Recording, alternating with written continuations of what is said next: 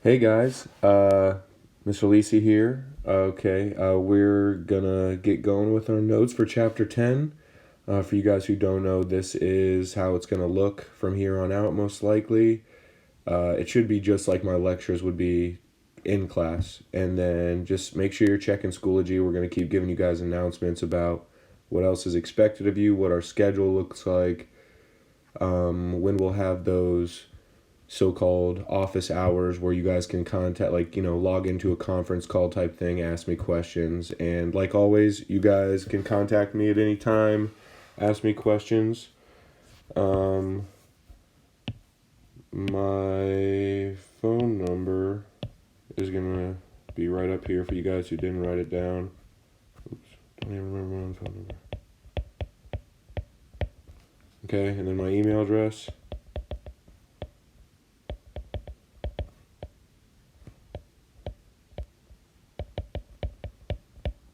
Okay, so feel free to reach out if you got any questions. If not, just keep working hard. Make sure you guys do this stuff. It'll definitely help you out going into next year. Okay, so chapter 10, we're talking about vectors and parametric equations. I don't know how many of you guys have taken physics or maybe are in physics, but a lot of this stuff is going to relate in that way. A lot of our story problems are problems that you would do in a physics class, okay? So let's get going with a parameter. What's a parameter? It's an independent variable on which the other variables depend. Okay, it influences the other variables, but is not one of the axes. Okay, so in this case, for equations that have x and y, our parameter is going to be t. Okay, so I think the easiest way, t right there. I think the easiest way to go about this is just jumping right into a problem. Okay.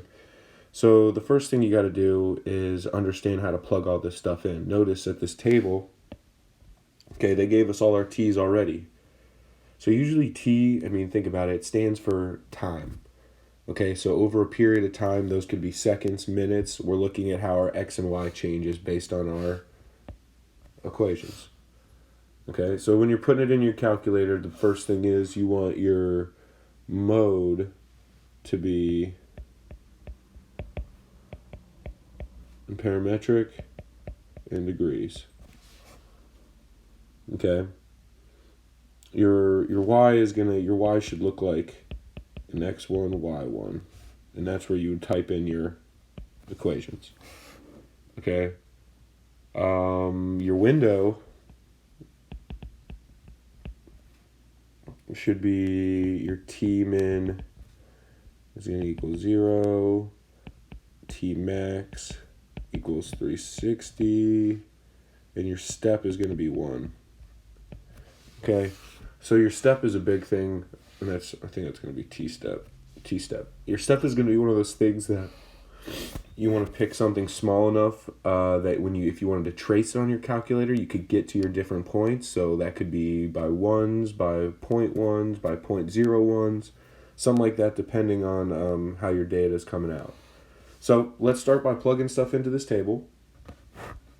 Okay, so all we're doing here is plugging our t's in to our equations and getting our x's and y's out. So let's just start plugging them into our x equation to start. I would get -3, -1, 1, 3. Oops, I'm way off. I'm looking at somewhat different notes. Okay, so that would be 1, and that's going to be positive.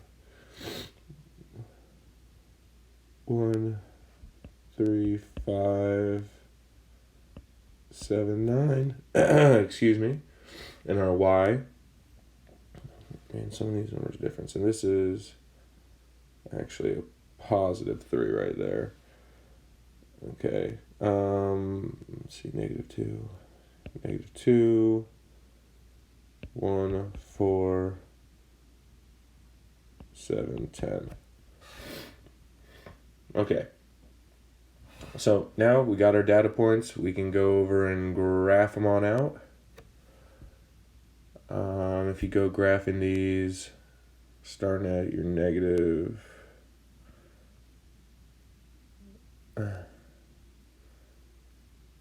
let's see.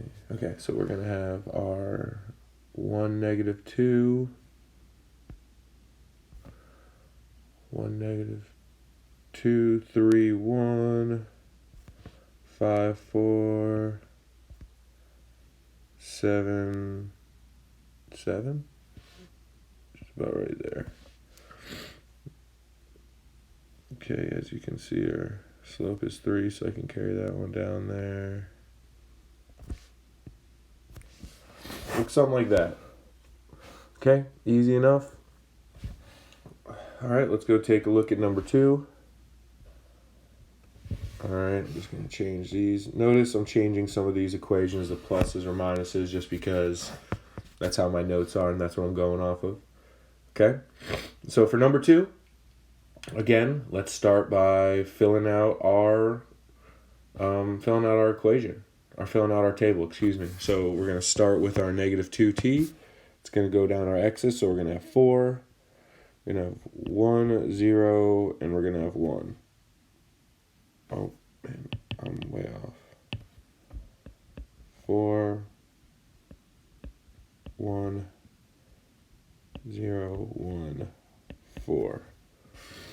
Okay, something that's mirroring like that on our x-axis. And now let's look at our y's. We're gonna have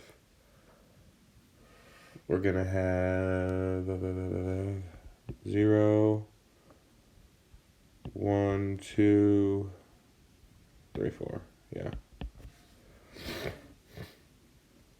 Okay.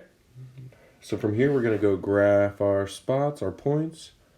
Nice 4, 0. Nice 1, 1. Nice 0, 2. Okay, should give you this parabola looking thing.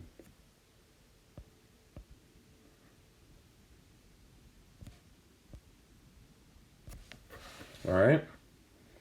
So just remember, our t's are usually going to just be like consistent integers, and then what we're doing is we're plugging those into our x and our y function to get our points. And then when you graph it, you're only graphing your x and your y's. Okay? Easy enough so far. Okay, from here, I'm going to go to a separate sheet. And I'm going to have you guys sorry, excuse me.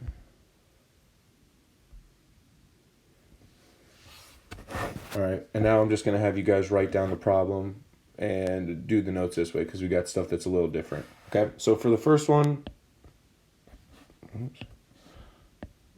we got number 3. Okay, we're going to have our x equals 2t plus 5. And we're going to have our y equals 3t plus 4. Okay, so the first thing you want to look at is our first step here. Okay, we want to write each of these parametric equations in terms of x and y. Okay, so we want to eliminate t. Okay, and oops, of x and y.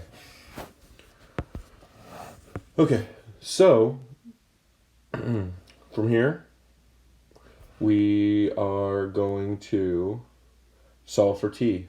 Okay, and the formula I chose to start with was the x. I just chose the one on top. So we're going to start solving for t with our x equation down here. Okay, if I move that 5 over, I'm just going to rearrange how I'm writing it to. 2t equals x minus 5. You're going to get t equals x minus 5 over 2. Okay, so we've solved for t. Then we're going to plug our t.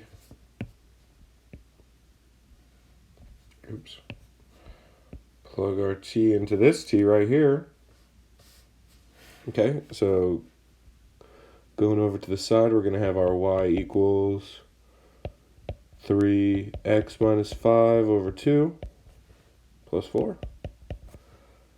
Okay, and now we start solving this and we want to put it into a y equals mx plus b form. Okay, so if we start simplifying, you multiply that 3 out.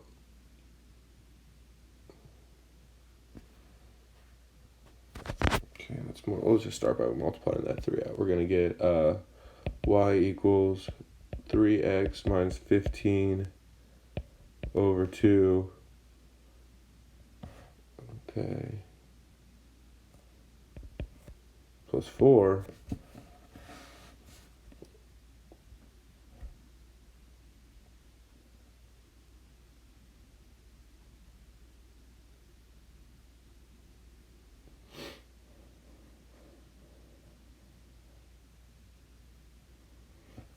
Oops, sorry. And then we're going to multiply this by 8 over 2 to cancel out that 4 so that you can get your 3/2 x minus 7/2. Okay.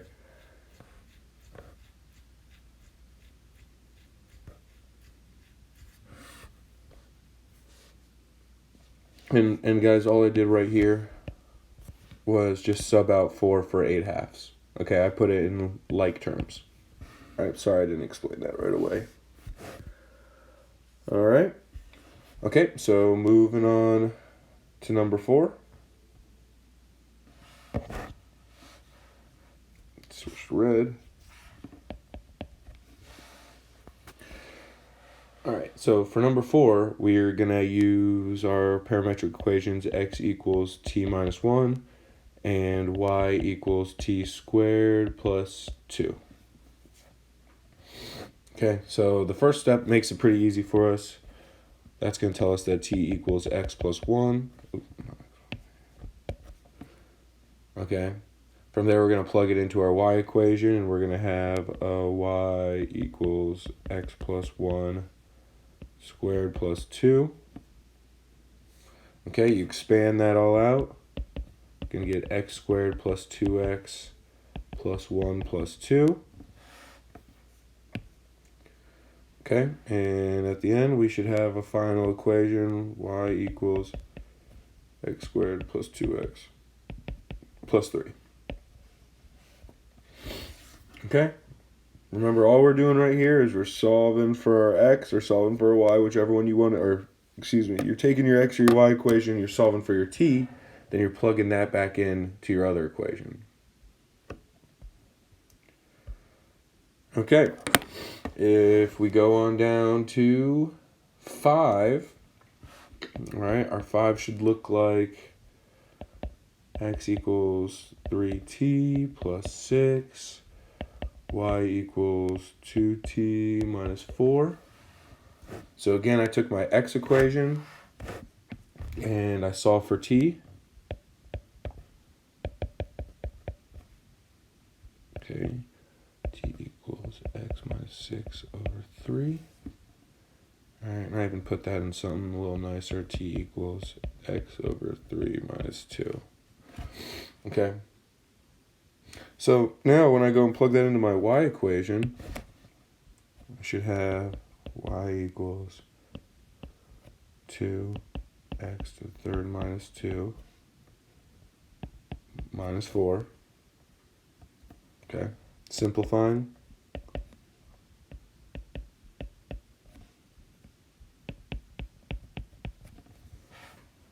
Okay, simplifying.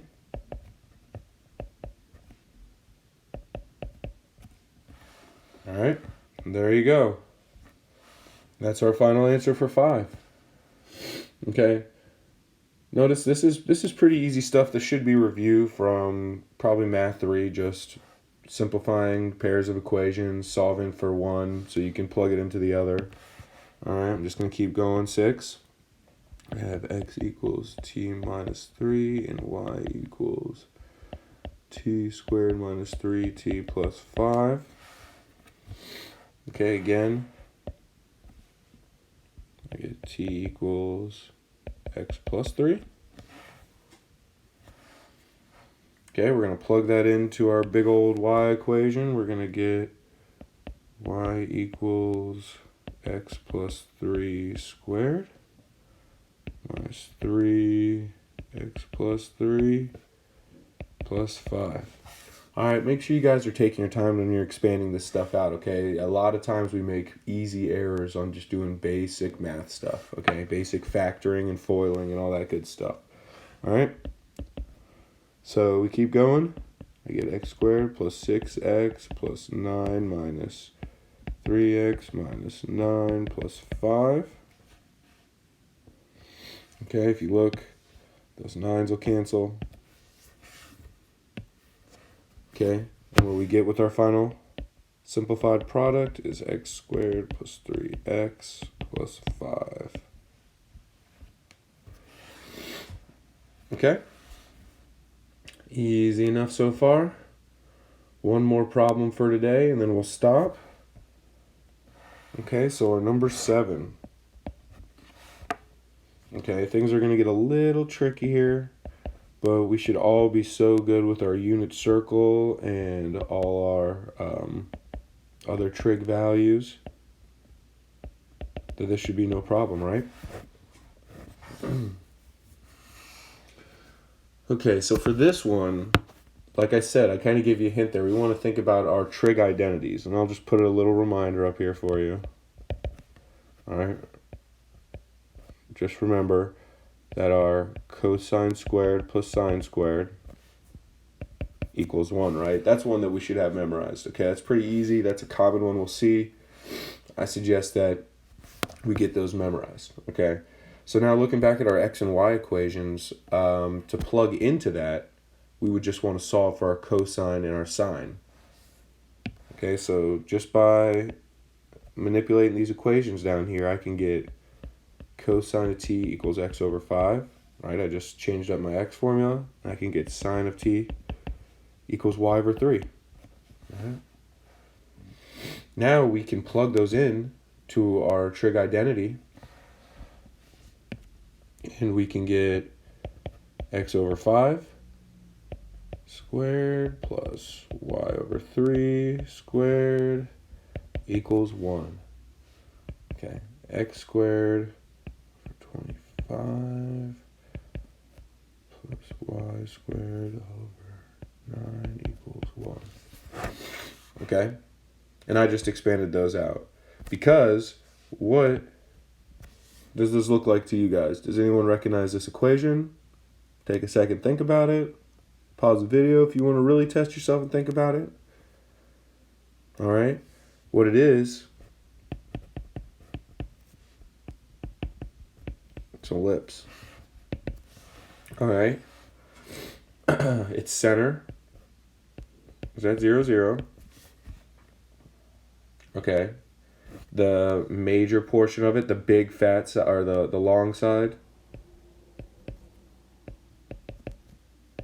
is at 5. The small side, which is your y, is at 3. Okay, just a little refresher. All right, that's all I have for you guys today. Let me know how this goes for you, and just keep checking Schoology for more information on this class.